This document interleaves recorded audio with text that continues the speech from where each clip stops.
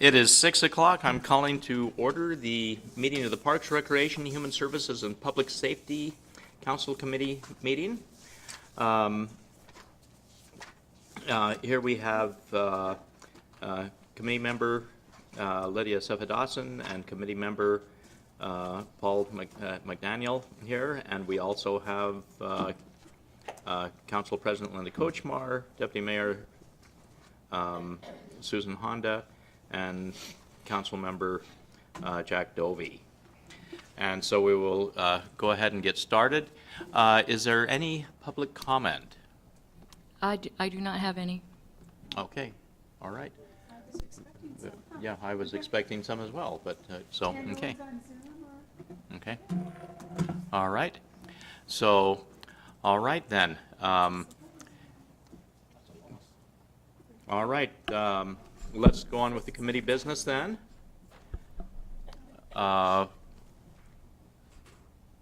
Committee business. First, the approval of the September 12, 2023 minutes. I move to approve the minutes from September 12, 2023 as written. Second. It's been moved and seconded. All in favor say aye. Aye. Aye. It passes unanimously. All right, and item B, vehicle purchase for Special Investigations Unit. And I believe we have, is it Commander Murphy? Yes. Yes, Commander Murphy. Okay. Good evening, council committee members. I actually have two, but the first one is the vehicle purchase for Special Investigations Unit. And the policy question is, should the city purchase a new vehicle for the Police Special Investigation Unit using state asset forfeiture funds? The financial impact to the city is very minimal, with no impact on the purchase price will not impact the budget of the city. It comes from asset forfeiture funds. The only expense which is already budgeted is the maintenance of that vehicle, which is budgeted for the current vehicle we have now. Some background information, back in 2010, Federal Way PD purchased a vehicle for use by the Special Investigations Unit using the state drug asset forfeiture funds for the purpose of conducting controlled substance enforcement. That vehicle now has over 130,000 miles on it, and it's nearing the end of its life cycle. The vehicle is suffering from numerous mechanical issues, including transmission problems that would not be cost effective to repair. The new vehicle's primary use would be for surveillance and covert operations conducted by Special Investigations Unit. These operations often lead to the seizure of proceeds from criminal enterprise, which are auctioned, and then the proceeds are deposited into the seizure fund accounts. Since the Special Investigation Unit is the primary source of these revenues and maintaining an operable vehicle is necessary for their operation and controlled substance enforcement, it's fitting that the funds from this account are used to purchase a new vehicle. The life expectancy based on the existing vehicle proposed to be replaced is approximately 10 years.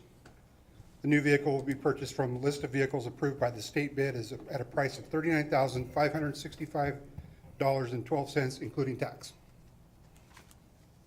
The policy question, again, was, should the city purchase a new vehicle for the Police Special Investigations Unit?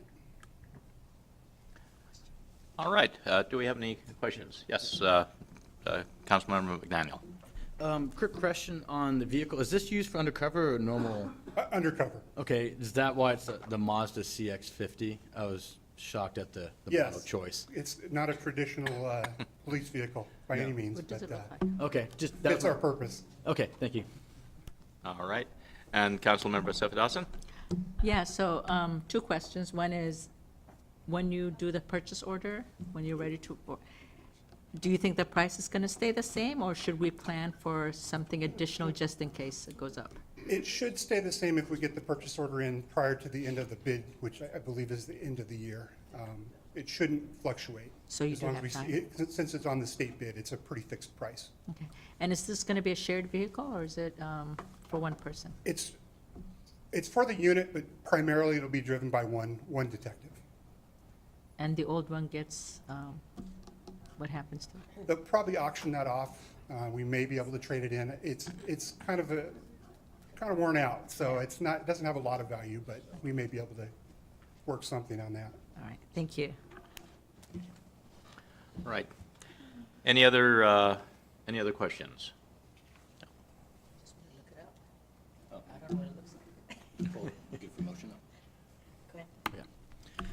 I move to forward the proposed agreement to the October 17th, 2023 consent agenda for approval. Second? It's been moved and seconded. All in favor, say aye. Aye. It passes unanimously. I just received notice that there was public comment, somebody online. However, since we have Commander Murphy right here, let's go ahead with the next item of business, and then after that, we will go back to public comment. So, go ahead. Thank you. So the second agenda bill I have to bring before you is for the purchase of portable surveillance camera trailers. Policy question is, should the City of Federal Way's Police Department purchase 2 additional surveillance camera trailers for criminal activity, deterrence, and investigation? Once again, just like the vehicle I just presented, the funds for this project would come from seizure funds. And we seek to purchase 2 additional surveillance camera trailers. We have 2 currently. They're used in an effort to impact and reduce criminal activity in the city related to the trafficking and illegal use of controlled substances. There will be no cost impacts to the city, as the purchase for the 2 trailers will be approximately $103,063.00. The ongoing costs are expected to be minimal, related to normal trailer maintenance or damage replacements as needed, and will be incorporated into future police department budgets.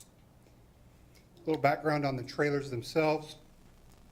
Consistent with the mission statement of Federal Way PD, we're always looking for innovative and efficient ways to reduce criminal activity.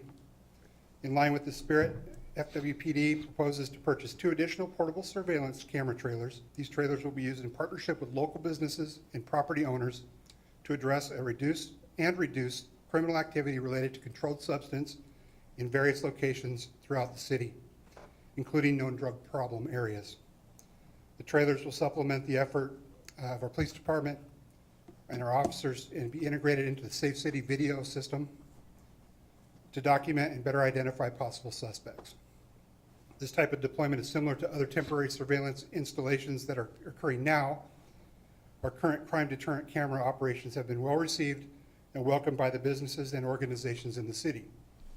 The city currently owns the 2 identical portable surveillance trailers that have been deployed nearly 24 hours a day, 7 days a week since we purchased those. Business owners and property managers regularly ask for surveillance assistance in the ongoing efforts to mitigate criminal behavior. The need for these trailers by the business community far exceeds the capabilities we currently have with the 2 trailers. Purchasing 2 additional trailers will allow us to double the amount of deployments currently utilized. They're very well received by businesses, and they're constantly asking, can we get a trailer in our parking lot? These are the ones with the blue light up Yeah, on top. you see a lot of them that aren't ours around. Home Depot has them. I think Costco may have them now. Safeway. They're all over the city, but we have 2 currently. We're trying to get 2 additional. All right, excellent. So, Councilmember McDaniel, you have a question? Yes. Driving up, I noticed, is one of our vehicles, one of these camera rigs, is it sitting over in the actual parking lot over there? There is one there now. It's had an issue with one of its computer brain parts. Okay. Lack of a better term. Gotcha. So we're just waiting for that to come in, and once that comes in, it'll be back on the road. Okay, so that would be what we're looking at purchasing. Exactly. something like That's identical to what we're asking for. It So- needs a neurologist, I guess. Yes. that. Sure it does. Especially, yeah, no comment. Where are these actually located? Like, what businesses or where you guys deploy them currently? We've used them, to name a few, around the H Mart area, around the both Walmarts, the whole Pavilions area shopping center, not just H Mart, have been probably our biggest uses. We've used them in the Gateway Center as well. We can use them, although we already have not trailers, but cameras, like at Community Center. A lot of people, criminals included, don't know that we have those. if they see that trailer there, they may think twice about doing their activity there. So that's another use that we can, as far as within the city itself, too. And are businesses required, or is it like a sign-up process, or how do they request to have the camera, or is it something you guys designate what locations? Right now, we just kind of run a running list. One of the lieutenants runs the program. He keeps a list, and he tries to get them as quickly as he can to those businesses, but kind of keeps them in order as they call. So it's kind of a first come, first serve right now, and it probably will maintain that with 4, just we'll have extras to put out. Gotcha. And then my last question is, have we actually used any of the footage or anything for criminal processing or anything like that, or is it just strictly visual deterrent? It has been used more for visual deterrent. We have used some of the video. I know we had one down at the Safeway in Twin Lakes back a few months back when we had a shooting, and we were able to use some of that video. So the potential is there. It's more to identify people. Gotcha. Hopefully, we can get the pictures out to people and say, hey, I know that guy. Gotcha. And then just because it is kind of a deterrent, do they make phony ones where it's not an actual, I mean, it looks like the system, but it doesn't have all the expensive guts inside of it? I'm sure that that's something that you could get done, and it may have some effect, but it doesn't have that evidentiary effect in the event that we do capture something. All right. Deputy Mayor Honda. Thank you. Do we charge a business to have these in their parking lot? No, we don't. That's good. And how long would one stay on a location before it's moved to another location? Typically, it's been about a week in each location. We've had a few where we had some issues down at the H Mart, some ongoing purse snatching going on in that general area. I think we left them there several weeks, just as a deterrent. So it kind of case by case, but I would say on average is about a week. On these trailers, is there the ability if somebody needed help and saw that it was in the parking lot that they could go and call 911 or contact 911 for assistance? As far as On the trailer somewhere where an emergency phone or something? there isn't, but I don't know, and that may be something that could be incorporated. I'd have to look into that. Like Because- a panic button kind of Right. thing, or. I mean, because, when they first came out and you see the blue flashing light and the security, it's almost as if you didn't know and understand what they were there for, you would think that if you had an emergency, you could go and get help. I could check on that. I know they have a lot of systems that have a panic button type function. They just would go to 911, nowhere else. Right. Yeah. I know that there's some like light poles or phone type poles that have those. I don't know if that's something that the company that we've used before offers, but it's definitely something might be worth looking into. And how long does the recordings, do they last? Are they record and then they erase and keep recording, or how long do they? They last as long as Thomas wasn't using here. As earlier. Thomas wants them to? How long do those recordings last, Thomas? Thomas would know the Thomas. answer.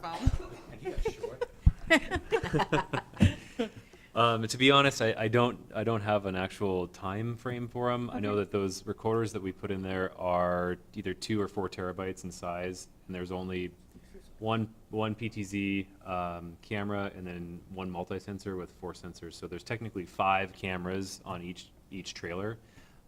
So that should give us plenty of time. Okay. Plenty of time. But like I said, I think it's either 2 or 4 terabytes on the video recorder inside of it, and then we remotely access it. So they don't come with the camera, we have to install that ourselves? No, they do. They all come. Oh. We worked with this manufacturer to specifically request the particular recording NVR as well as the cameras that we use throughout the Safe City network Okay. as well. Thank you. Yeah. Thanks very much. Right. And Councilmember Seth Dotson. Yeah, thank you for asking that question. That was one of mine. But how do they really work? They work, as a deterrent, I think they work real well. I think if they see those and they know they're real, and we have never once put out that they're not real. Oh, no. I didn't know the mechanics of it, is what I meant. The mechanics of it? Yeah. They do run on a generator or solar power or both. The ones we have are typically solar with a backup generator to power the system. There's a camera system inside which transmits Wi-Fi. Tell me if I get out of my box, Thomas. Transmits via Wi-Fi to our Safe City system. So it uses, they're all cellular based, so it's, we have a Cradle Point router in them. So it connects, so it's like a cable modem, so to speak, only it uses cellular, FirstNet, to connect the MVR or the recorder device that's inside each trailer back to our network.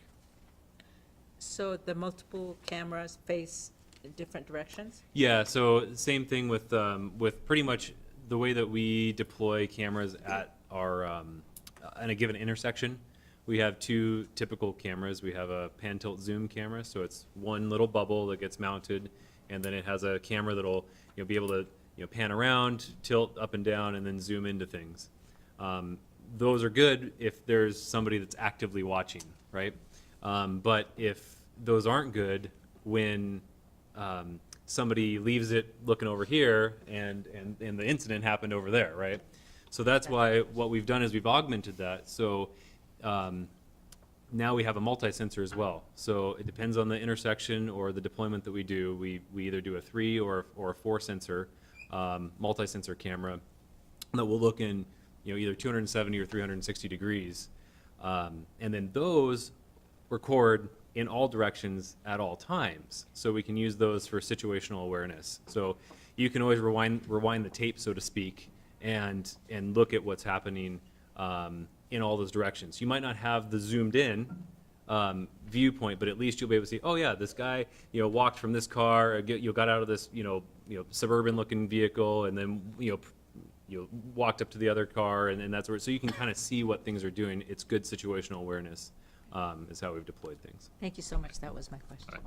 And to expand on that a little bit, we can actually go live on those cameras. If we know there's an incident happening at the location where we have the trailer, we can actually either, officer, lieutenant, records can go to that camera and move the camera around, try and find that incident. That way we have it. We have all those other cameras around, but we have the focused one on the incident. Right. Thank you. And Council President Butchmark. Whoever. So on the eyes on the camera, is that 24/7 or just when you have an incident? The cameras will be on 24/7. No, I mean on the person's looking at the, We typically have, our records staff has monitors in their okay. area. So they are not necessarily one person focusing on those cameras, but they have that in front of them to keep an eye on. So I'm wondering, Thomas, if you'd want to do an article in the Mirror that explains what these cameras are, because we're asking questions. Maybe the people in the community would like to know how they work and what the system is for. I'd call it a blue light special, but I mean, you might want to just to inform the community what that's all about. But while you're here, Commander Murphy, I'm just wondering if I could ask you a couple of things and then pass some information on. I already have passed it on, but a friend at an event told me about a time he went last week to the Malta Service Center to drop food off, and there was a white box van that boxed him in so he couldn't back up. So he stopped to see why this box van had boxed him in and watch what he did, and he was actually selling drugs to the people hanging around the day center. So I don't think the blue light specials, I don't think that's going to work for that, but I really, I would like to go after the pushers that are dealing in the encampments. I mean, I know we've got the homeless people, and we're talking about the people on the streets and that kind of thing, but somebody is selling them drugs. They're standing on the corners getting their $20, and then they're going to get their drug. And especially, I had a manager of one of the Korean businesses right by the East Wind Motel, not the East Wind, but next door, who says he's spending $5,000 a month on safety precautions in that area. I don't know how we can clean that up. I don't. Other than, I know, what the laws are, and I know it's a legal to a certain extent. It's not legal to sell, but possession is gross misdemeanor. I don't even know if that's going to overload our courts or not, but just lots of questions. Yeah, and that's yet to be seen what impact. They've loosened up the laws a little bit more recently, so we have a little bit. Prior to this, like you said, drugs were Yeah, pretty much legal to possess. yeah. With tightening down a little bit, gives us a little more to work with. And I know we have emphasis, I won't get specific with them, but emphasis patrols Yeah, schedule Good, yeah, good. to start to address that a little bit more now that we have something that we can do. Okay. And as far as the pursuit goes, you know, where you shoot the sticky thing that Star attaches. chase, yes. How's that working? It's working really good with the one. I'm actually working on a grant right now. Hopefully I'll be up there in the next few weeks to talk to you again, Cool. to purchase more. I think that's great. And finally, I just want to say, you know, that there's a person, I think that these guys, that they schedule the corners. I can see them come. Okay, it's your turn. The little piece of whatever they sit on, right in front of, it's by Safeway, but it's right in front of the Rite Aid there. How, I mean, what can we do about that? They're still sitting there. As far as from the police department's point of view, that's private property. We don't have a lot of Yeah, I realize lot of that. teeth to enforce anything there. I think that has to be something that has to be worked out, maybe with code enforcement or, Have we talked to them about it? that I'm not sure.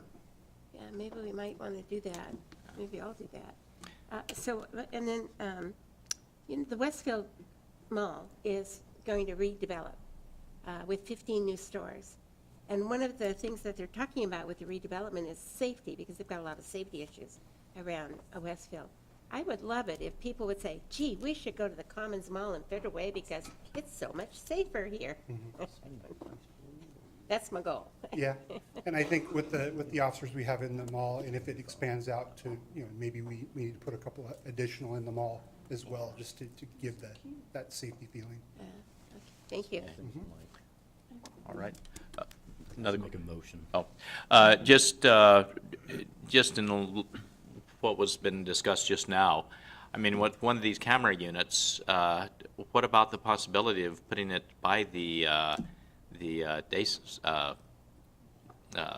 day center? I don't think that's too much to ask. I could see that. I think just recently we've been getting a little more cooperation with the management of the day center. Maybe we can work something out with them to, hey, we'd like to do this to help cause, you know, get rid of the cause of the problem, maybe if it's there. But we don't necessarily have to put it on the property. There's other KinderCare. places in that area we could do it. This isn't a covert, we're not sneaking up on anybody. No, I We're mean, gonna see it's this- pretty, just the opposite, yeah. Yeah, so, you know, if it's within a block of there, we can still get cameras on you. And we're not trying to hide anything. We're watching you, don't use drugs in our city. Okay. And just one final thing. Just when the deputy mayor was calling about, can you call 911 from it? Last week, I noticed that downstairs, this was after hours, that downstairs, the button for to go to into the police station, there was problems with it. Has that been repaired? I hadn't heard of Or is that. that a Thomas question? No, Chair Walsh, it hasn't been repaired yet. We're working on that. We're aware of it. There's some, they don't make that part anymore. And it's old and it's analog, and we have a digital phone system, and so we're trying to work through that. But we also want to replace it with a video doorbell as well, so we have, you know, video type. We have a camera in that area, but we also want something that's, it's more from up above view, versus like right there, as if you have like a doorbell cam. So that's what we're looking at doing, but those doorbell cams that will be are physically bigger than the housing, so we're working on that, so. Okay. If all else fails, there's this company called Ring. No, There is, Ring. there is. So, all right. Okay, thank you. All right. Thank you. Do we have a motion? Yeah, I moved to forward the Forward approval of the purchase of the portable surveillance camera trailers to the October 17th, 2023 consent agenda. Second? That's been moved and seconded. All in favor, say aye. Aye. It carries unanimously. Thank you very much, Commander Murphy. Thank you. And let's go back to public comment quickly. I do not see on my screen, do we still have a hand up on Zoom? Okay, so just a reminder with public comment that it's there's 3 minutes that you're able to express your thoughts and comments, and there will be at 30 seconds, is that, well, yeah, 3-minute timer, 3-minute timer and it'll be counting down. So thank you, and who is it that we have? We have Aaron Johnson. All right, Aaron Johnson, go ahead.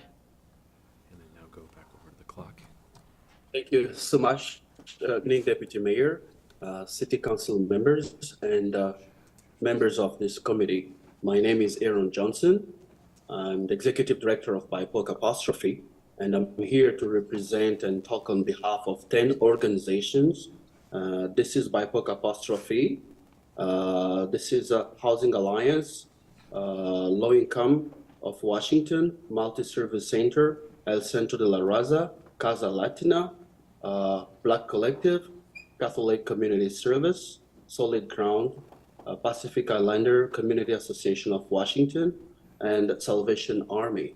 And I've been delegated to request to this committee through this meeting due to issues that tenants are facing lately, especially when rent increase is taking place.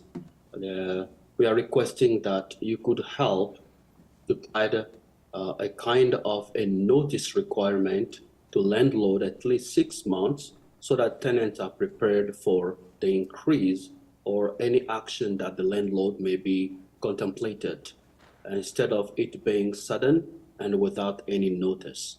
And the second thing is regarding the cap late rent fees at no more than $10 a month. Why? Because when it is increased and it is exorbitant, it is creating economic constraint to tenant. Really, this issue has been putting a lot of stress to tenants who are the clients that we serve.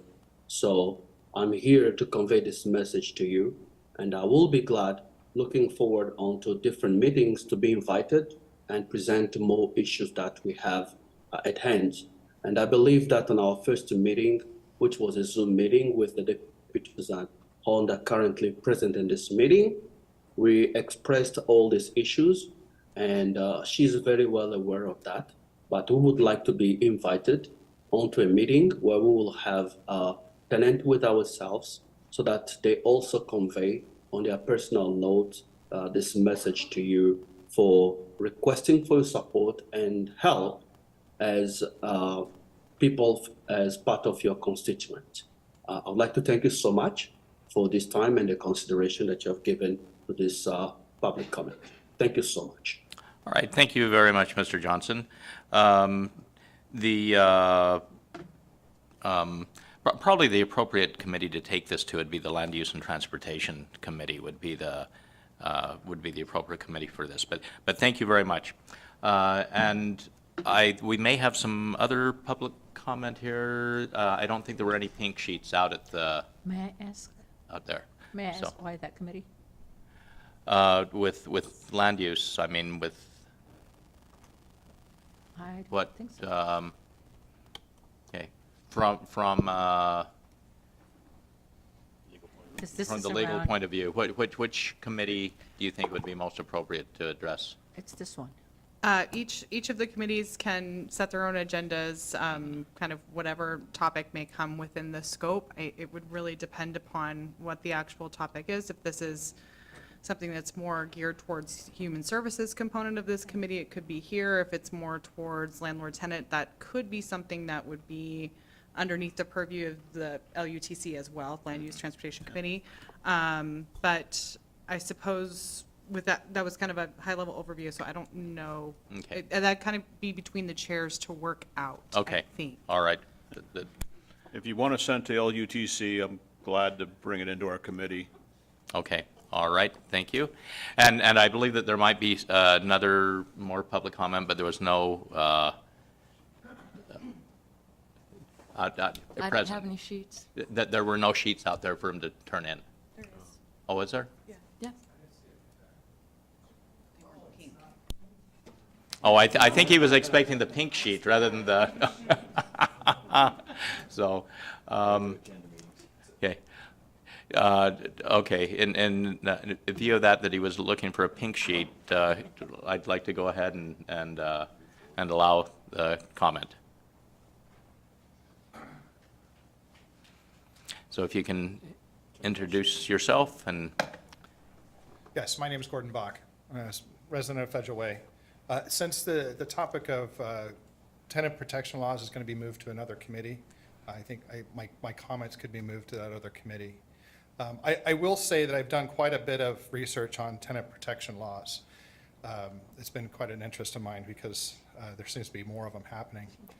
Every research I've seen, there was a whole spat of them in the late 1970s, and every research I've seen has said they're a bad idea for communities. And from a purely economic standpoint, and I have an MBA,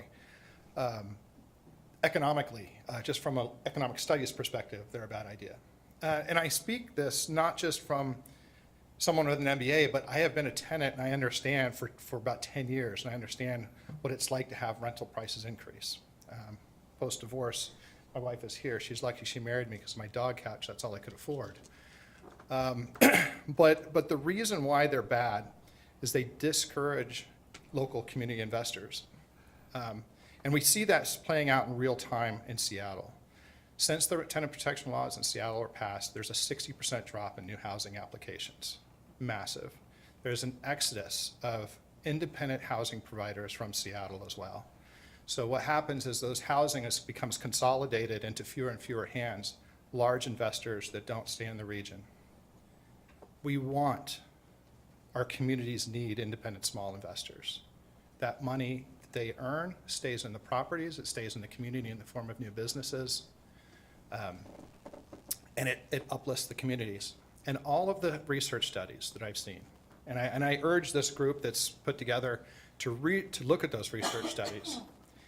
If people are concerned about the price of housing, and we all are, all of us are, because that hurts everybody, because it needs to stay in line with incomes. We should be looking at how to address the supply issue, because economic laws are in effect. Supply and demand is real. Those are immutable laws. So how can we increase the supply of housing? And if there's concern with landlord behaviors, I would really like to see that research, but so far I haven't seen any research about the impacts that tenants are having, that are marginally disadvantaged, but I'd like to see that. Thank you so much, and I look forward to having this conversation in the other committee. Thank you. thank you. All right, I don't think there's any other public comment. Okay. All right, then let's go ahead to return back to, oh, yes, and, yeah, you'll fill out a form and bring it over to the clerk. Okay, thank you. All right, so we are on to, back to committee business. Item D, parking lot sweeping services, and that will be Autumn Gressett. Good evening, Chair Walsh, Deputy Mayor Honda, Council President Kochmar, committee members and council members. Tonight before you is the parking lot sweeping services for 2024 to 2026. The policy question is, should the City Council accept the lowest responsive bid and authorize the contract for parking lot sweeping services for 2024 to 2026? The existing contract is expiring at the end of this year. Staff went out to solicit bids in August of 2023, and the lowest responsive bidder is what is before you tonight. The anticipated cost over the lifetime of the contract is approximately $69,632.79. And I'm happy to answer any questions alongside Jason Gerwin if you guys have them. Right. Councilmember McDaniel. Yeah, the only question I have is, what was the previous contract cost? It was about the same. We looked back at, it was just slightly less. We looked back at what it was before. Jason, do you have that off the top of your head? I don't have the number off the top of my head, but it's a marginal increase, and it really seems a nominal increase. I'm pretty pleased with the minimal increase we're receiving. Gotcha. Right. And Council President So Coach this is just for our own city-owned buildings, Correct. so, It includes parks and city-owned facilities. and it includes snow removal and, no? No, Snow no, this removal is separate. strictly a quarterly sweeping for cleanliness. And so they come in at overnight hours to do so. And then we also have the ability to request services as needed. So like after red, white, and blues, when there's sand in the plaza, we'll pre-schedule them. We'll clean up the bulk of it, but then they come in and sweep up the remains. Right. And Deputy Mayor Honda. Thank you. One of the parking lots listed is the Performing Arts and Event Center. When construction gets started over there, the parking lot's gonna be a little bit smaller for a while, and it could get a lot dirtier. So could there be more sweeps there if we need them? To my knowledge, I don't know that the parking lot is going to get smaller. I know it's already been fenced off to encompass all of what used to be the Target parking lot. I believe that we're keeping the full lot. However, there is language within this contract for additional sweeping services if we need to request them. So all you'd have to do is call up to request them? Correct. Okay, thank you. All right. I had a question. Make a motion. Councilmember Sefadossin. I move to forward the proposed contract to the October 17, 2023 consent agenda for approval. Second. It's been moved and seconded. All in favor say aye. Aye. It passes unanimously. All right, so now item E, Performing Arts and Event Center Venue Management Contract. And Ms. Gressett can continue. Yes. Mary, am I sharing that, or do I need to hit a different button on here? Share screen? There we go.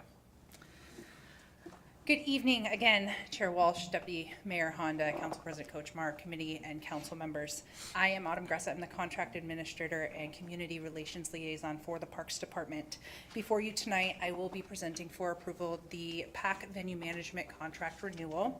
The policy question before you tonight is, should the City Council authorize staff to execute a renewed contract with Global Spectrum LP for the venue management of the Federal Way Performing Arts and Event Center?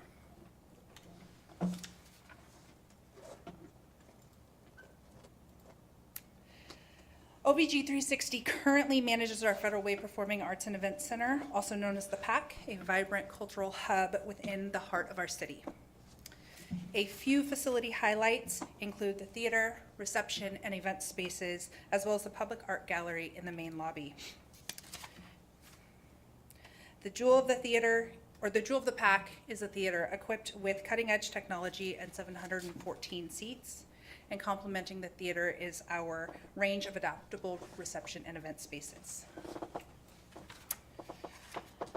OVG 360, through service-oriented and driven by social responsibility, helps facilities drive value through excellence and innovation in food services, venue operations, booking and content development, sustainable operations, public health and safety, parking, premium and corporate sales, marketing, and more.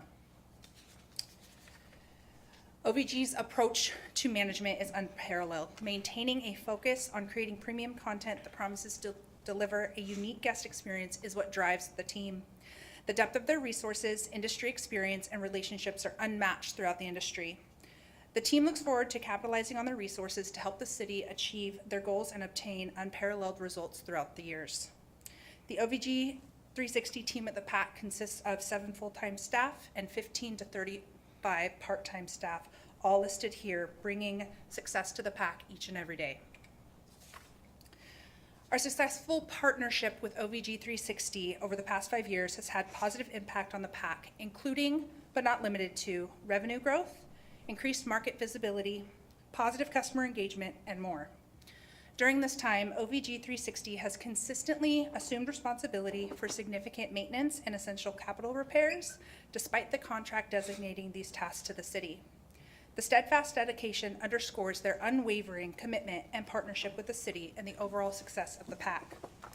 It further instills their investment in our shared objectives. These expenditures remain within their operational budget, directly influencing the annual subsidy. Since OVG 360 began management of the PAC in August 2018, 103,822 ticketed patrons have attended a variety of performances throughout our theater. Included in these ticket sales are multiple sold-out shows, such as 3 separate Robert Cray performances in 2019, 2021, and 2023, State of the City addresses, Leah Salonga, Ryan Adams, and many more. A few pandemic positives. During the COVID-19 pandemic, unexpected positive outcomes emerged, demonstrating the resiliency of the OVG 360 team and the PAC. Acts of solidarity flourished as people supported one another through adversity. Innovations in satellite workspaces and diverse event scenarios also paved the way for greater flexibility and efficiency at the PAC. Some examples of pandemic positives include being an Amazon driver training center, hosting 2 different King County vaccination sites, Food Truck Fridays, operating a King County elections location, hosting Governor Jay Inslee for a COVID-19 roundtable, and hosting several city departments to enable social distancing. In addition to providing innovations in event scenarios, the OVG 360 team continued to engage patrons through virtual programming such as Yakov Smirnov, A Virtual Christmas, Born Ruffians, just to name a few. And in August, we celebrated the 5-year milestone in our partnership with OVG 360, and the profound impact they've had is evident in our remarkable revenue growth and subsidy reduction achievements. Even during the global pandemic, OVG 360 demonstrated unwavering commitment to sustainable revenue generation, emerging with an impressive 54.77% positive revenue impact and an overall 62.1% subsidy reduction in 2022 compared to our last full year in 2019.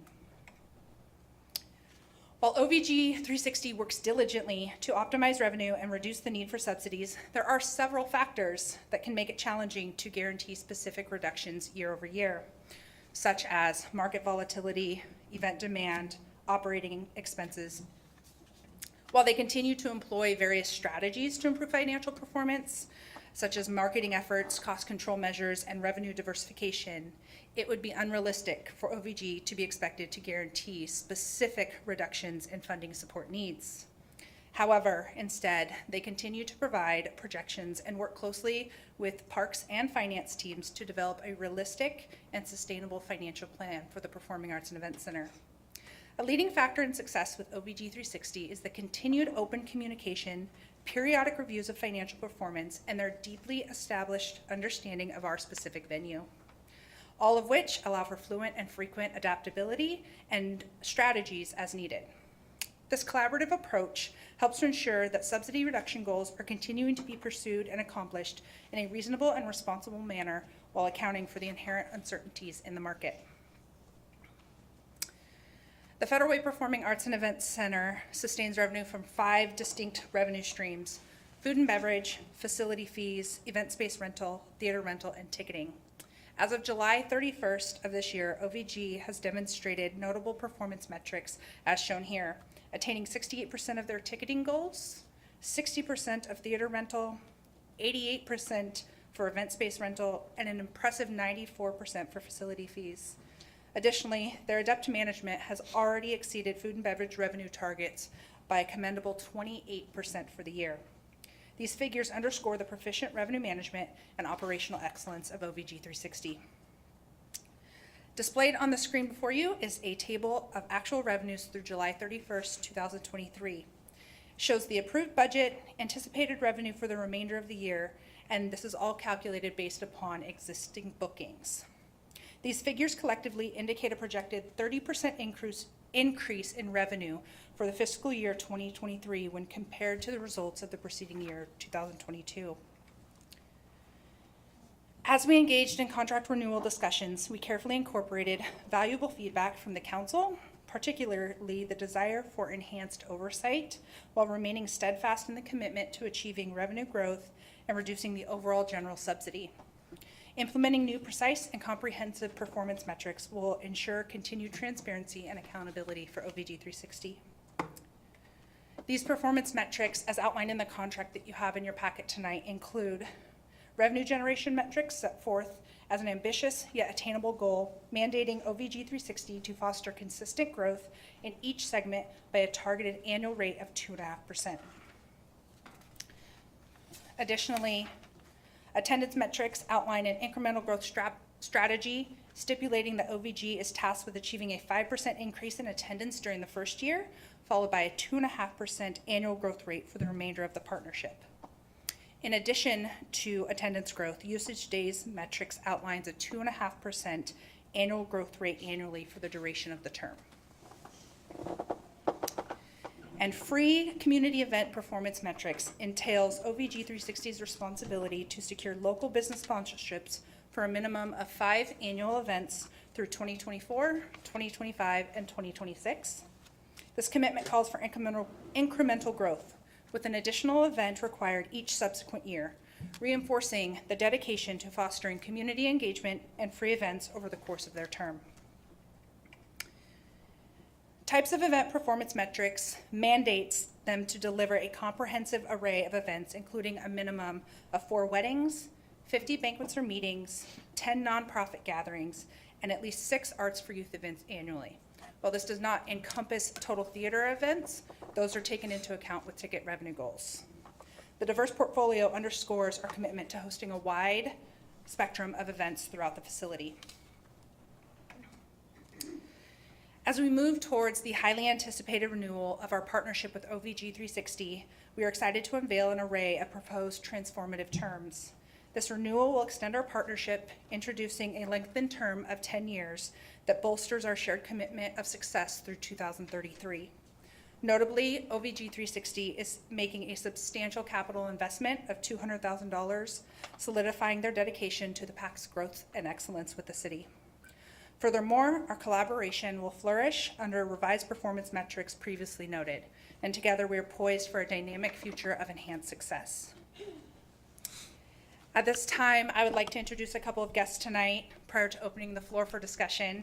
I have with me Dean Clark, Senior Vice President for OVG 360, and as always, Brian Hoffman, thank you for joining us, and Rebecca Shunk, our Director of Finance over at the Performing Arts and Events Center. Myself, as well as the OVG 360 team and Jason, are happy to answer any questions you guys might have from tonight's presentation. Thank you very much, Autumn. And I think we will have a number of questions. Let's start with Council Member McDaniel. Thank you. I got a couple questions. The first one is the time frame, 10 years. That seems extremely long. Why would we do 10 years, not another 5 years? In order to solidify the growth within the community, not only community engagement, but our partnership within the events industry, it makes sense during our contract negotiation to try and solidify that 10 years to allow not only for a dedicated team to sit within the Performing Arts and Events Center, but to guarantee our success as we navigate those relationships and build partnerships with not only performers, but agents that are bringing talent through. Okay. And then is the price locked in for the 10 years, the same price? It is a flat annual or monthly fee, that is correct. No, I mean, is that monthly fee we pay now, the $75,000 per year, going to be locked in for the 10 years, every year is 75? That is correct. So there's no increase? There is not currently an increase, no. Okay. Which would be our other reasoning for moving forward with a 10-year to enhance that. Yeah. Some of the other questions I had was, what was the current 2023 or 22, either one, payments, do you know, to actual Global Spectrum LP? Do you know what the actual? As far as their management fee each month and their incentive fee? Total, yep, everything. I would be happy to pull their incentive fee and send that email to you. I don't remember off the top of my head as we paid it back in January, but I can pull that and get it to you all in an email. And then when I was looking through the incentive side of the contracts, I did actually read through a lot of this. I noticed that there's quite a few. There's the $10,000 for hitting those 2.5 initiatives, but then there's also one here for 20% on net operating income / loss. Correct. How does that play out? So when the council votes for the biennium budget, the subsidy and the budget that you put together is what sets forth that net profit and loss. And that was set back in 2022 when we did the 23-24 budget. So it is brought forth for council vote. So what is it then, do you know? The 20% or their current, What is the, like you're saying, so this is not based off of it's financially viable, if it makes money or not. This is based off of numbers the council said that it should. at it's least based get. off of them reducing the subsidy that the council originally approved. So this year, the subsidy is 911,000. Their bonus is based off of them being able to reduce that subsidy in order to save the city money moving forward. Could you give me an example? So if it's $950,000 right now, what would be necessary for them to receive, since it's increased from last year, apparently there's not, that incentive's not made this year, but next year, what would they have to do in order to hit that 20% incentive?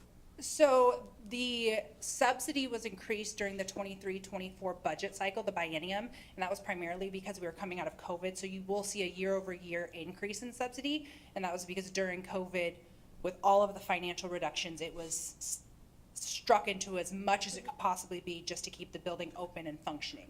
However, moving forward, this year it's 9/11, next year it's 9/11. In order for them to be fiscally responsible with city taxpayer dollars, they have to look at different revenue generation strategies to help bring in additional revenue to offset that subsidy and help save for their expenses. Additionally, they would look at cost-saving measures, which they did from 2018 all the way forward to be able to balance the budget at the end of the year. In years past, they were able to significantly increase or decrease the subsidy each year. And I'm happy to send those to you from 2018, 2019, and then you can see where they landed in 2020 and 2021, but they're sort of moot at that point. Yeah, because revenue kind of shows that that was kind of a closed town. Yeah, but so 2018 to 2019, they had over a $250,000 subsidy reduction. They were able to not only come in with cost savings, but revenue generation and just diversify the budget portfolio to be able to make it a more viable facility within the city. Yeah, if you could send it over, because I'm still, I'd like to know what the actual incentive, like what it is that has to be changed for that to be triggered. So if you could send that information over to me, I'd appreciate that. Then the commercial rights, so how does that work for the 15% commercial rights incentive? Is that on any marketing or is that on? That would be primarily large sponsorships and commercial rights deals that they would make. An example would be if they sold the lobby space in a sponsorship or a commercial rights deal to, and I'm spitballing here, so don't hold anything against me with the company I'm throwing out, but say Pepsi, right? And Pepsi gave $200,000 for some commercial rights within the bar space. They would, by closing that deal and being on behalf of the city, there would be a percentage incentive paid upon that. Okay, and that, the naming right, 20%, same thing if they can find someone who will pay for naming rights? That is correct. And is it a one-time payment then, or is it? Correct. Okay. 5 years additional, that one. I'm gonna hold for right now, I'm gonna come back to Okay, it. all right. Councilmember Sefadossin. Thank you, Chair. Actually, there's a name on the bar right now. Is that what happened then? No, that name, sorry for using that example, that was obviously I'm just horrible right there. asking. No, the current names within the facility were negotiated prior to the facility opening. Those are part of our original donors. So any names that you see in the facility outside of, unless it's Casamigos that you're talking about, Casamigos was negotiated on behalf of the city by OVG 360. But anything else within the facility was prior to it opening. No, I'm actually talking about the. Okay, then Casamigos. yes, that is one of them, correct. Good example, okay. So I was looking at the revenue generation, all the metrics, the different metrics. So it talks about eligible at this amount, maximum 2,500. Correct. Can you explain that to me a little bit, please? Yeah, so if we go back to, I'll just pop back to a couple of metrics. Revenue generation, for instance, the goal is to increase food and beverage revenue by 2.5%. There is obviously an incentive dollar amount tied to that. There's not a sliding scale. They either increase by 2.5% or more and get their incentive, or they don't receive anything for it. That gives not only the city but council additional oversight and transparency to be looking at why are we not meeting, these metric markers. If we're not meeting these metric markers, there's more conversations to be had in regards to that. So the dollar amount then, the most they would get is 2,000? Correct. So for revenue generation, each of these is broken down, and the most that they would get would be $2,000 in that specific metric category. Okay. And if you look through the contract, the other ones are stapled out that way as well. And then like minimum 500 or whatever that number is? Correct. Okay, so they make between, So if they met all of these, they would make 2,000. If they only met 2, they would make 1,000. got it. Yep. Thank you. All right. And Council President Kochmar. So why do you keep calling it OBG 360? I mean, it's Global Spectrum. So Global Spectrum LP was actually acquired by OVG or Oakview Group back in 2021. Ultimately, Oakview Group decided to brand themselves as OVG 360. You're familiar with them at Climate Pledge, but they kept all of their business acquirings, all of their deals as the same name. So Global Spectrum is OVG 360, vice versa. But wouldn't you want to include that name within the contract itself? It's not there. That is something that would be included in operations manual.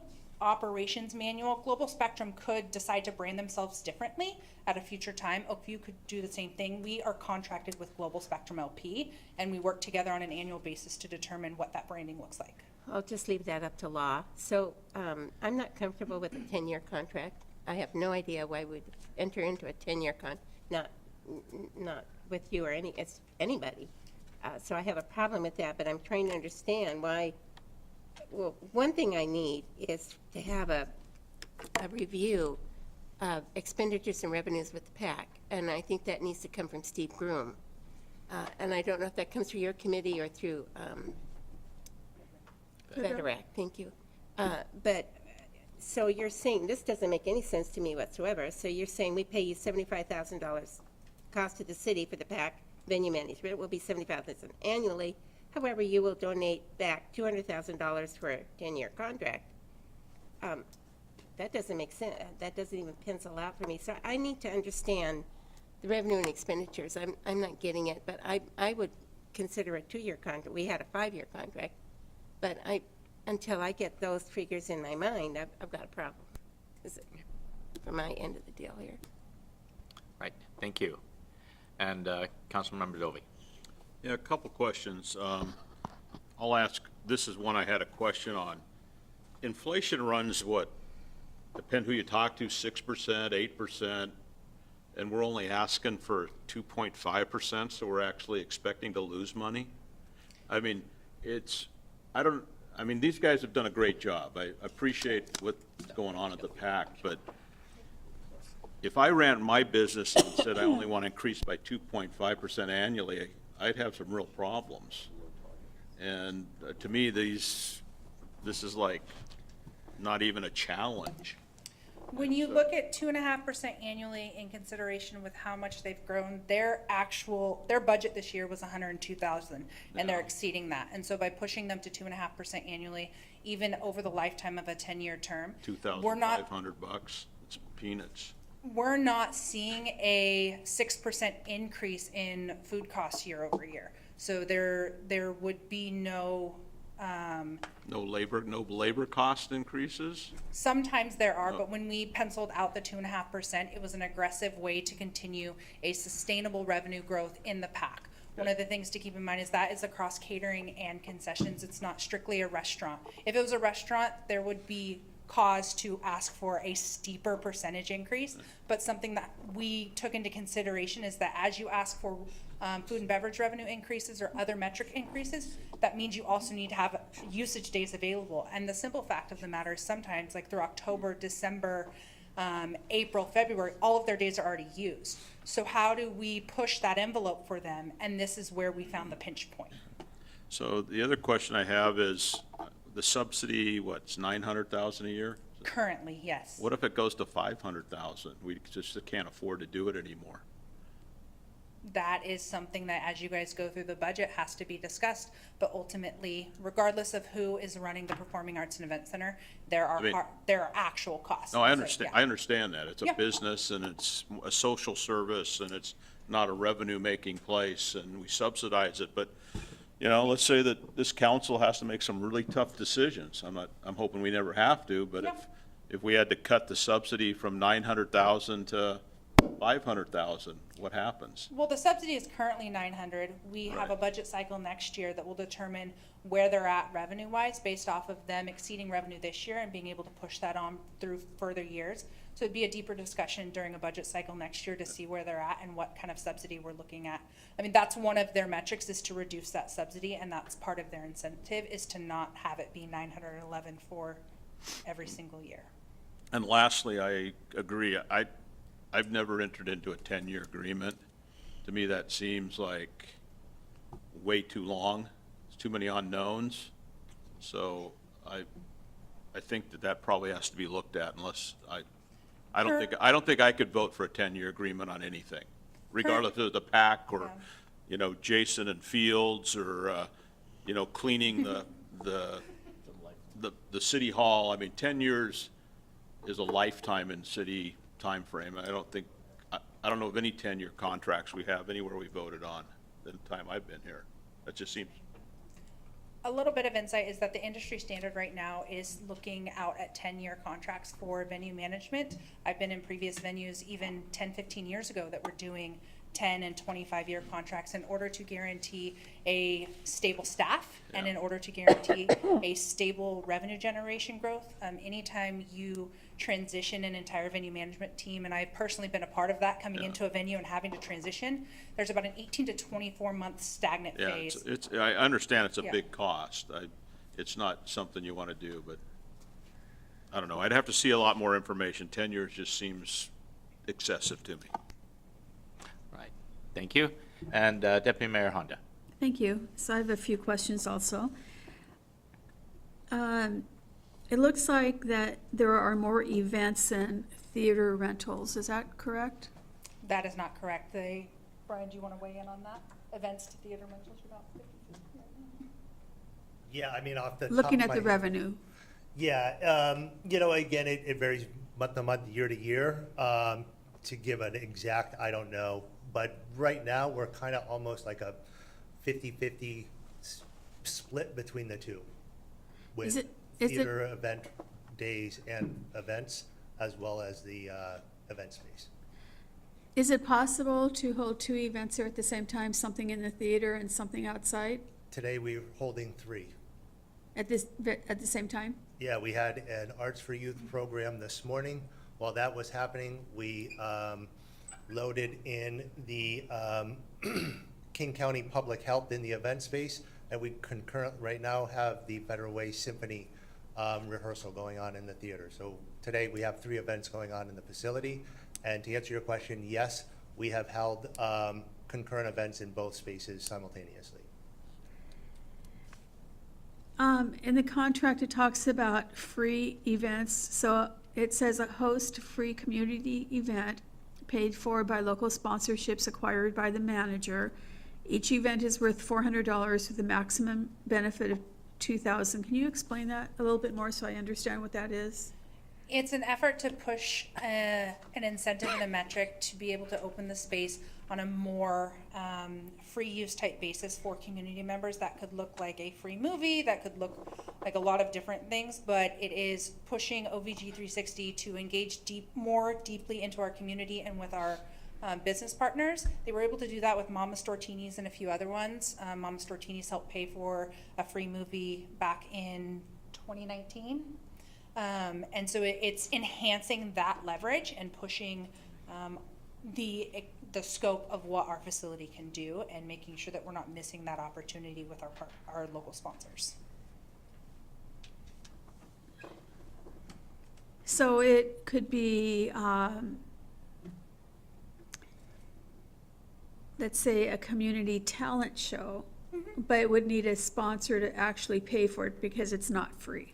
Correct. I mean, anytime there's anything happening at the PAC, correct, there's always costs associated, especially a talent show. There's stage crew, there's ushers, there's a multitude of different things. So we want to be able to provide those community events without having a significant impact to the subsidy, but also engaging our community partners. So it's, a community talent show brought to you by ABC Corporation, and then being able to give them some of that marketing and engage them in the Performing Arts and Event Center as well.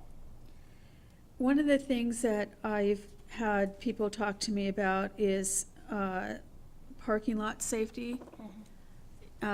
People are concerned about leaving a vehicle, parked in any parking lot, not just the PAC, but Correct. any parking lot. Yeah. I didn't see anything in here that talks about parking lot safety, like if there's a dedicated staff member who goes out into the parking lot, or does each rental have to pay for that on their own? The Performing Arts and Events Center back in 2019 started paying for both off-duty police officers and overnight and around-the-clock security because of that issue. And so they're currently under contract for the remainder of this year at least with a security company that provides event and overnight security, because previous to that, when it was being ran by the city, it was on an event-by-event basis if a client chose to pay for it.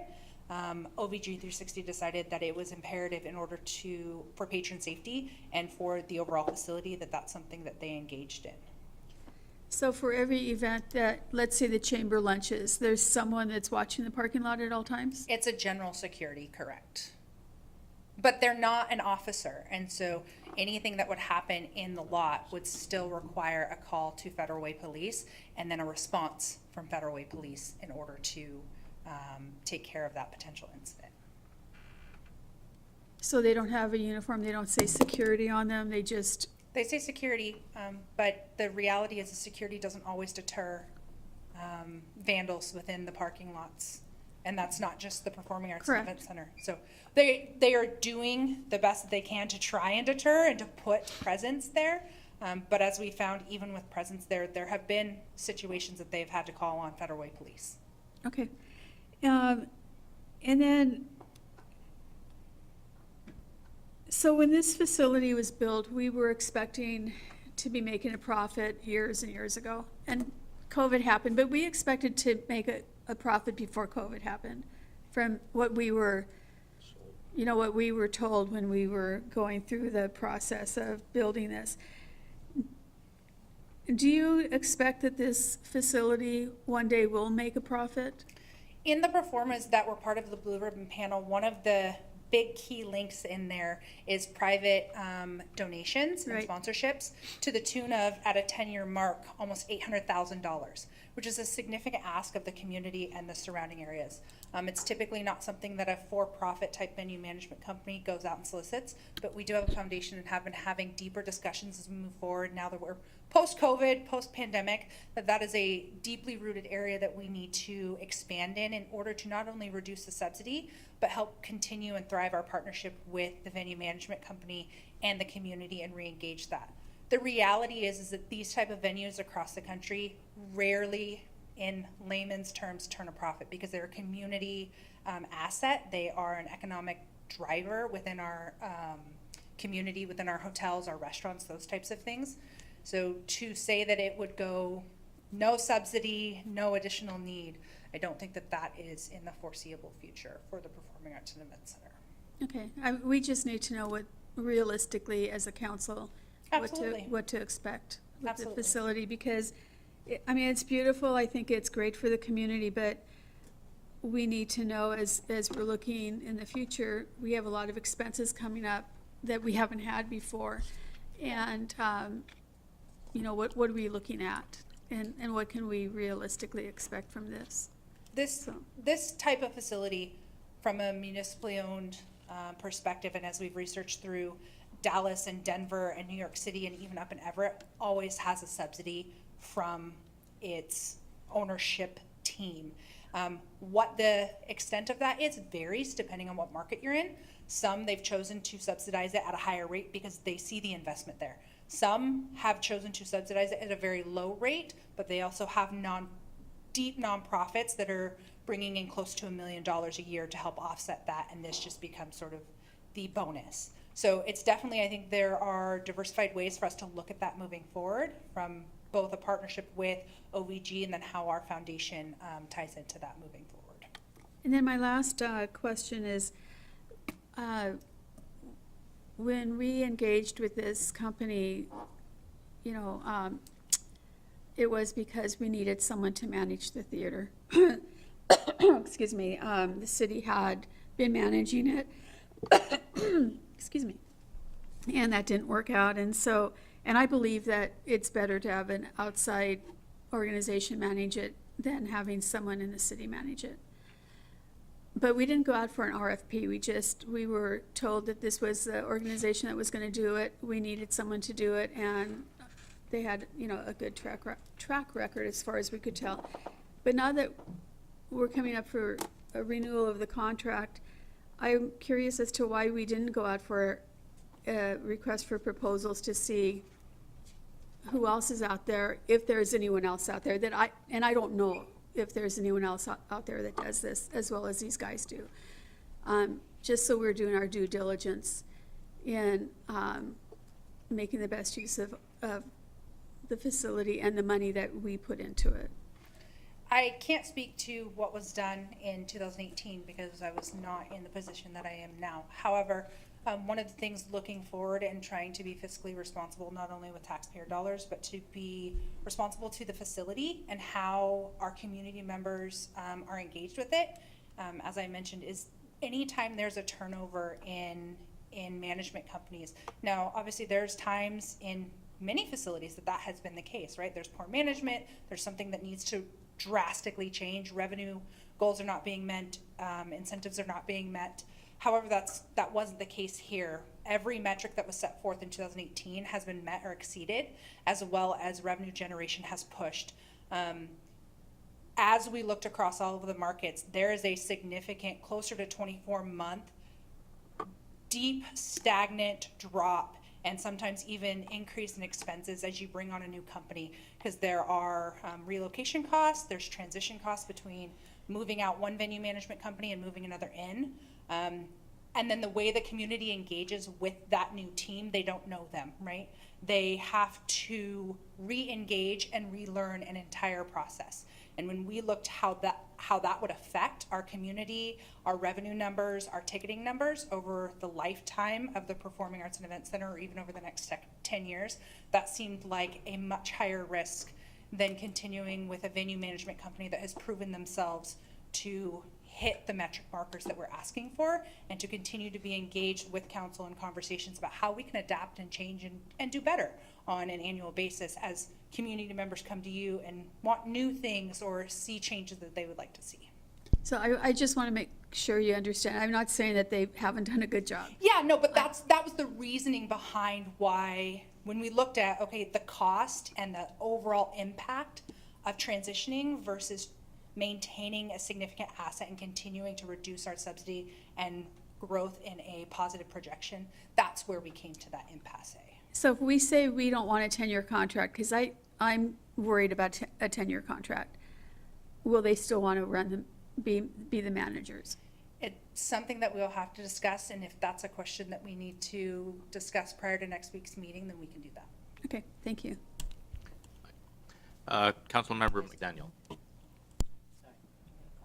Oh, was there Jason? Go Yeah, ahead. I just, it seems like there's still several questions from council members, and Autumn and I have set up time in our calendars and would be happy to meet with you. Councilmember Kochmar, I can arrange for Finance Director Steve Groom to have those reports available to you. We need to do those on a one-on-one basis so that we don't violate the Open Public Meetings Act, but we want to make sure we get all of your questions answered. Staff believes that Spectra Group, OFU Group 360 have been a perfect partner. Their revenue growth and all of the metrics have been great. I can understand the concern about entering into a 10-year contract, but all of our contracts on both ends have an out. And I don't see why we wouldn't want to encourage and continue this partnership when they show this growth. I think what I feel is there's a lot of disappointment because the Performing Arts and Event Center isn't this cash cow that we had hoped to and solve the revenue issues that we need in other places. Unfortunately, I think that needs to be done in other means by the city. But OFU Group 360 has done nothing but earned my admiration for how they're operating that center, to see the events and the professionalism they put on. It's who we want representing our city and that Performing Arts and Event Center. And I think we need to instill that confidence in them. And so Autumn and I, like I say, have taken blocked out times in our calendar, want to make ourselves available, want to help you understand that, because we think that they have earned this contract. And if for something fails, the bottom falls out in a time period in that 10 years, our contracts allow for outs on our side and their side. And so we need to progress forward and support this partnership, in my opinion. Right. Thank you, Jason. Right, Councilmember McDaniel. Jason, you just said revenue was great. I'm looking at 1, 2, 3, 4, 5 different areas, and only one of them is actually met the approved budget amount. So I'm curious to know what you consider to be great revenue. That is only through July 31st. That is not for the entirety of the year. So their approved budget is for a 12-month period, and the actuals are just showing you numbers through July 31st of this year. That's not accounting for August through December. But they are projected to exceed revenue across all metrics by 30% this year. So they're going to break every single one of these estimated at 30%? Mhm. Is there a reason why we didn't have an updated one that would show us a more recent one? I hadn't received a final MFR that would push us through, and so I kept it at this to make sure there wasn't any confusion. But we do a monthly update at every Parks meeting, so next month you'll receive current numbers to date based that are closed through September, and then you'll receive those numbers every single month as we go forward, as we usually do. And I can add that I met with Finance today because they're working on our budget adjustment, and yeah, they only have the MFRs done through July, so this is the only accurate information we could provide you at this time. Thank you. Maybe with the numbers that Councilmember I have some Kochmar had requested, maybe we can, along with that, we can at least get a little more current figures on it. No. And let's go back to Is Councilmember, Paul no, did you have more I have questions? a few Yes. quick ones. Okay. Security, you mentioned security. Where does that come from with payment? What budget does that come out of? That comes directly out of their operational budget, which is part of the overall 115 fund that includes the 9/11 subsidy each year. Gotcha. The $200,000, it's a one-time payment, then it's broken across, amortized over 120 months.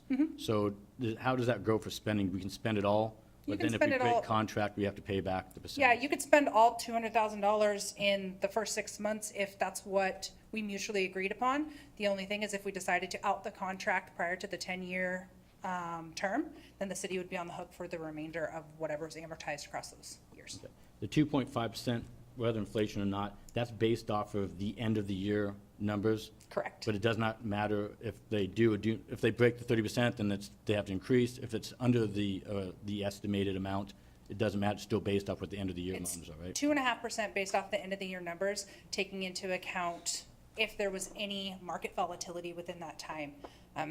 The entire time we've been with Oakview Group, Global Spectrum, outside of the global pandemic, their revenue numbers have increased every single year. We've never seen a decline or them not hit their budgeted numbers. Gotcha. Like I said, except for that 2021 timeframe. Gotcha. And then have we picked up, other than, it sounds like the one sponsor since 2019, have we really picked up any sponsors for the PAC yet? I would let Brian speak to that. I know that we had other sponsorships with Mom Stortini's and others prior to 2019. They picked up Casamigos. We had a real deep lull during the global pandemic where they were working through some of those, and unfortunately, businesses were not eager to quickly sponsor without knowledge of whether or not a venue would open back up. Gotcha. And my last question, so we had 3 events today. Was today a profitable day? And if it was, do you know what the numbers are? I don't believe that we would know the numbers off the top of our head, but Brian and I can get those back to you. But from a profit standpoint, Yeah, I don't have it right off the top of my head today, but happy to get them to you within the next 48 hours. But in your mind, was today profitable from the 3 things that you know, just based since you've been running it for 7 years or 5? I would say to a degree, no. Not as profitable as we would like, because one of the caveats is we have a resident artist organization in there, and we are going off of 5-year rates that were charged to them back in 2017. So our expenses go up, but the income that our resident arts organization is providing us has stayed level and will through 2024. Was that the contract is till 24 with those guys? Correct. Okay, thank you, that's it. All right. one other thing to keep in mind just for today, Councilmember McDaniel, is that the morning's event was an Arts for Youth event that is directly sponsored by our Foundation, Arts Foundation Federal Way. So it's sort of a straight across. It's not a revenue generation. It's a community-based youth performance. Is that subsidized by the city or is that by the public? Arts Foundation Federal Way is a private nonprofit. They support the Performing Arts and Event Center Arts for Youth program directly. So that would be public donations or private donations that they receive. Gotcha.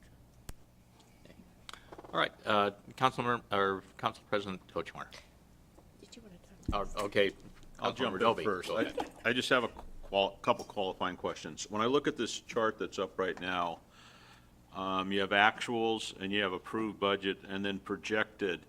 So if I was to take like theater rental revenue at 84,865, then I would add 150 to it. And so you're actually ahead of the budget you will be ahead of the budget that we approved. Correct. And the only place, when you look at all these, if there's any shortages in ticket revenue, and that's kind of the whim of if customers want to show up and see 40 Fingers or whatever is playing. And that's what's on the books. That doesn't include any shows that get added or any Right, more no, tickets. I Yeah. just, in defense of, again, I think everybody's doing a great job, but I just wanted to clarify that the budgets that were approved, you're actually exceeding them all Correct. for the year of 2023. That is correct. And in venue contracts, you talk about, 10 years gives security and, you don't have to change, but don't you usually do something like a term and an option? I mean, could you look at, hey, it's a 5-year term and a 5-year option based on matrix and different things? It just, again, 10 years to me is, I get it if I'm the vendor, but if I'm the one that's or the vendee, if I'm the vendor, whatever that works, you might want to look at some more creative ways to do that. We can certainly look at more creative ways. Again, the reason why, as we looked across market standards, industry standards, and then we looked at our venue as a whole, one of the things, certainly from them, yes, from a vendee perspective, 10 years is great. From a city perspective, ensuring that those staff members are invested, we're not consistently turning over. And when you look across venues that are turning 5-year contracts, their staff members start to turn at year 3 or 4 because they're not sure what's going to happen next. They're not sure if these and so you start At 7 and 8, of the same argument, they're going to turn. it's a 7 and 8, but we have a longer standing history within the community. We felt like at that sort of, by then, almost 15 years under our belt. So, but we can certainly bring some additional discussions for you guys next week or chat offline. All right. Council President Kochmar. So Autumn, the approved budget you have here is for the year, correct? That is correct. Okay. So what you have for your projected revenue for the year is going to be about 640,000. That's under your projected. And your approved budget is 1.2. That's what our approved budget is. So basically, and with the revenue, you have expenditures. So I'm assuming the expenditures equal the revenue because you're paying for salaries and you're paying for. What I'm trying to figure out, it has nothing to do with you or management or who's playing or who isn't. What I'm trying to figure, we have a building that we're paying money on every year, so much money per year. It's more than just the approved budget. It's also the bond, it's also CDBG funds for a kitchen that didn't quite become the kitchen it was supposed to be. So I'd like to know exactly what we owe on this building because it's money coming out of our budget every year. It is not just revenues and expenditures for them. It is the building that we have. You could, and I have no intention of doing this, so don't take me wrong. You could take that building and say, shut it down, and would that save the city money? And I have no intention of doing that. I am just saying conceptually. I'm looking at this as a revenue and expenditure for the building itself. And so, because at some point, if we're going into a recession, which I believe we are, how much money can we afford to lose every year? That's more of my concern. And so would be my questions for Steve Groom, more over and above what we're looking at here. And I absolutely would never sign a 10-year contract with anybody. So, my opinion. Thanks. Thank you. I don't think there's any more questions. Deputy Mayor Honda, yes, there are more questions, yes. I just love to do that, no. My, so this is coming to the council next week. Business, that's correct. Does it have to be voted on next week, or could we have more time to get? We have a contract that ends at the end of the year. And so with council meetings not progress, or, you know, being short in December and all of the other council business, it is with having previous discussions last month and then moving forward to this month. Jason and I set aside time on our calendar that if there are additional questions or conversations, we are available throughout the week and Monday and Tuesday to be able to help answer those, provide clarification, and work through that. Well, I would also be interested in the public having, you know, letting us know what they think too. So if it's not voted on next week and comes back to us 2 weeks from next, you know, that would be 3 weeks. That wouldn't be the end of the world for the contract. It could still be executed. It could still be executed, but we have a significant amount of staff that are unsure if their jobs are stable or not through the holiday season. Is another thing to keep in mind with our contract and what we're going to do as of January 1st. We can certainly continue to discuss it if that is the direction that council wants to encourage them. And I don't know what the direction council wants. I'm just curious. Yeah. Thank you. I mean, there's a possibility maybe next week have a special, you know, study session at 5 on it to get some of the questions that we had here. I believe it's Answer. already, the special meeting is already canceled for next week. There's, I believe, one available on the 21st of November and maybe 12/5. I've been working with Stephanie because we've got Okay. some master planning going, and I've been trying to get one for council to do a special setting with that master planning and council, and she told me there's 2 left, and so I don't know if those have filled since I talked to her last week. Isn't next week's special meeting for Soundtrack? Correct. Sound Transit is the special meeting next week. I don't know how long that'll take, though. I mean, Generally, our special meetings, we have a 1-hour time slot, Right. and we struggle to get through them. It you know, it Okay. feels like at times Right. we could use more time during those special sessions. thank you. Okay. Councilmember Dovey. Yeah, I'll just interject one thing. When I go through it and look at it, I don't see any issues with the performance and the contract as it's to run the PAC. So, I mean, I don't know what other council members think, but I do have an issue with 10 years versus something else. So if this was to come up to election, or we had to vote on it next week or whenever it comes up, you'd probably see me vote against it because of the timing, not because of the content of what you presented. Okay. And I don't know what anybody else has to say, but that to me seems to be the point that I have issues with. And so, I don't know, you could study and do this all day long, but unless you know what everybody's got an issue with, if everybody says, hey, I'm all for it, then you bring it forward and we vote it up and down, and it might be 6-1 or 5-2 or whatever it looks like. So I think it's incumbent on you to, from my standpoint on the contract, you haven't convinced me that that's the most important thing. Okay. And I don't know what everybody else has to think, but I think it would be a good time to weigh in so the staff understands what they're going into. But just have another meeting is a waste of time if there's other things that need to be discussed. So that's my 2 cents. But I'm not on the committee to move it forward. I'm just here to tell you what I think. Thank you. Councilmember Sefadasan. Yeah, I think in the same light, and that's why I actually put my light on. I think, I mean, the PAC has been a very good addition to our city. Even the facility itself is just beautiful, and I know people recognize Federal Way now for it. So it's been an addition, and I think it's you know, a good thing to, I mean, I'm glad it's here. And also all the other benefits and all the nonprofits that do go there, and all, you know, the resident artists and all these different programs, I think really enhance what PAC does. With the question about not going out for, you know, sending out an RFP, yeah, it is questionable because we do that. We've had some long contracts with other companies. But I think if the discussion is, or if the issue is the 10-year, why not do what you suggested? You know, do the 5-year with the possibility to extend for another 5 years. I think that would solve a lot of the questions, Okay. and we already have that conversation, we've discussed it. And if the, you know, if council agrees to that, then at least you know it's a 5-year contract with a potential or possibility to extend it for another year based on performance. Absolutely. And so I think that would be my suggestion. I think it'll probably answer or solve some of the questions and concerns that we have here. Thank you.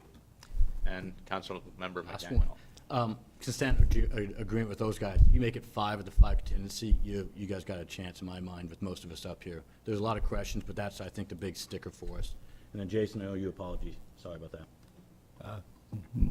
No apology necessary. And so that's, I appreciate, council members, you giving us kind of a little bit of that guidance. Staff has spent months trying to negotiate this and trying to figure out the best way and the best way we can move this forward for the city. And that's what we presented to you 2 weeks ago and tonight. And if that's the indication and that helps get us over the top, that's what we want to do, because this partnership has been fantastic. They make a difference. We were not very good at running the Performing Arts and Event Center on our own. Actually, it was pretty atrocious. And and Spectra, Oakview Group 360 have been a whirlwind. I mean, if it was not for this group, it's another building and facility that I've got to maintain, where they're taking care of that right now. I can barely keep up with everything we've got in addition to that. Brian is fantastic there. And so to me, it's really about this partnership, and if it's 5 and 5, and that's what this council is comfortable with, we want and need that direction, and that's where I feel like we want and need over the next few days between now and the next council meeting to come and talk with Autumn and us, because we want to move your policy decisions forward, but as staff, we're trying to do the best we can to make this the best facility for this community. And in my opinion, Oakview Group has been doing that. And that's why we want to keep them and move forward with them. Council Well, President. Thank you, and thank you, Lydia, for talking about the 5-year with the possibility to renew another 5-year. One thing I would just ask you with your programming, you have to think of the community you're in. We're not Seattle, we're not Tacoma. We're a small suburban community between 2 large cities. And we have a lot of people in this community that, I used to say we have a church in every corner, but we have a lot of people in this community who I believe that everybody should live and let live. We don't have a problem. But we did get a lot of complaints about the transgender person that you had at the. Before you do that, would you please talk to us first? I received complaints about that particular event. Every other event has been great, just that particular event. I'll defer to legal for that. We'll keep that in consideration. Thank you.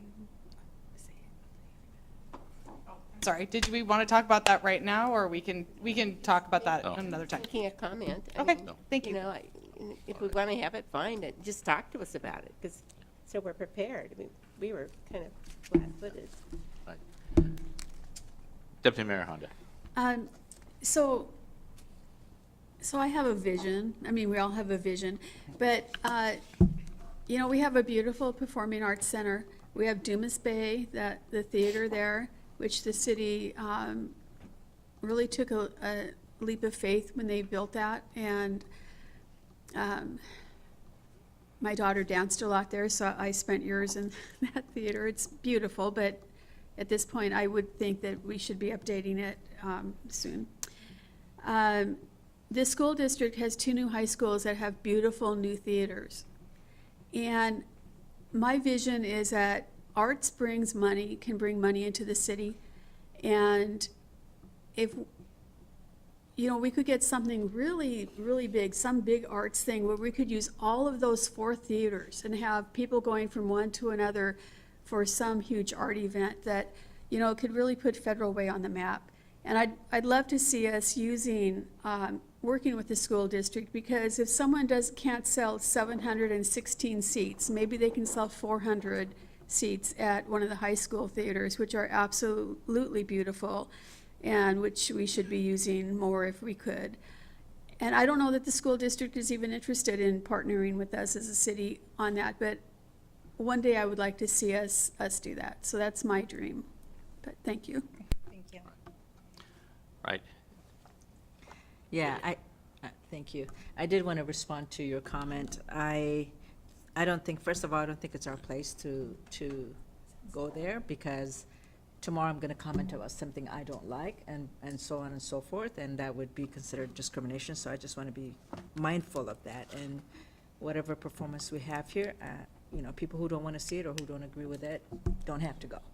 But I think otherwise, we're going to start nitpicking, and also, it'll put us in a very precarious position, and I think it's just a form of discrimination. So. Sure. My point was simply that if we're going to have something that could be controversial, it would be nice to let us know so we're prepared to talk to people. Okay. But then we're micromanaging. No, I'm not talking about them. I'm talking about staff letting us know that there's going to be possibly a controversial. Oh, okay, just to That- be informed, but not Right. necessary to say what they're No, doing. I'm not telling Thank them you. what to do. Okay, thank you. Thank you for that clarification. All right. All right, thank you. Personally, thank you, Autumn. Great presentation. Sorry that we've made you a little uncomfortable up there at times, but you've done. I appreciate all of your input, and the more detailed input, as Councilmember Dovey said, the better.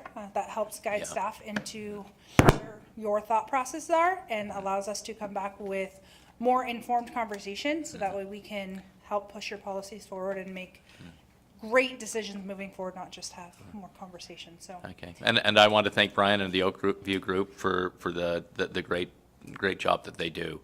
I think that there is, I think that you've got a sense of the direction that the council is looking at, and so hopefully we can have a productive week in working on things. Absolutely. And so with that, do we have a motion to move it forward to the business Sure. agenda? I move to forward the proposed Global Spectrum LP agreement to the October 17, 2023 business agenda for approval. Second. It's been moved and seconded. All those in favor say aye. Aye. Aye. Thank you. All right, thank you. And with that, I think that concludes our business. If there's, Yeah, would you and Councilmember Dovey talk about, I've talked with Judge Larson about the Muni Court and the fines that we have, the $20 million in fines, and doing he's always wanted to have some kind of a volunteer program for people who owe fines and can't pay them. It may not be just for being arrested, it could be, a traffic fine. Yeah, And those yeah. traffic fines they'll go to Yeah. collections. So if they could, work it off, yeah. That would probably be, I don't know whose. You want it under land use or your committee? I can take it, tell you what, you take tenant stuff, I'll take this, okay? That's a fair trade. We'll do it. Right. So January, February. And I told Judge Larson we'd look at it in January, February. Okay, sounds great. Yeah, we'll put it on work on getting it on the January, all right. And I do have one question about upcoming agenda. Susan sent out to us the list from Sarah on ARPA funds for literacy and work development and Habitat for Humanity. I got this from you, Susan, so I'm assuming you circulated. It was a graph from Sarah based on ARPA requests. Oh, I don't remember sending that. Okay, well, When anyway. did I send it? I just was curious, when is this going to come up to committee? Or does it come to your committee, or has anybody heard about it? Is that coming to FedRAC? So I'm just going to chime in really quickly. I think that's something that has already come through the committee. Are you talking about coming back again for Well, reopening? This is some additional, Yeah, this was information talking about ARPA financial literacy workforce development and requests for funding. And then there was It's a from Sarah. CDBG certification and CDBG housing repair and minor repair. Those are 3 programs. Sarah was asking us, so what the email was, Sarah was asking us when she could meet with individual council members to discuss that. Okay, because we haven't voted on any of this No, yet, right? but Okay, she I wants, just- she wants to meet with council members, and she wanted council members to respond to the email as to when they could meet with her. Okay, I'm sorry. I thought that That's was coming to committee, one of the committees soon. and I It will want- eventually, It will eventually, but not, so we need to call Sarah and yeah, give respond to our- her email. what our Yeah. thoughts are. There were 2 things on that email she needs a response to. Okay. Okay. Thank you for Thank the you. clarification. All right, and with that, at 6:40, we are adjourned. Thank you.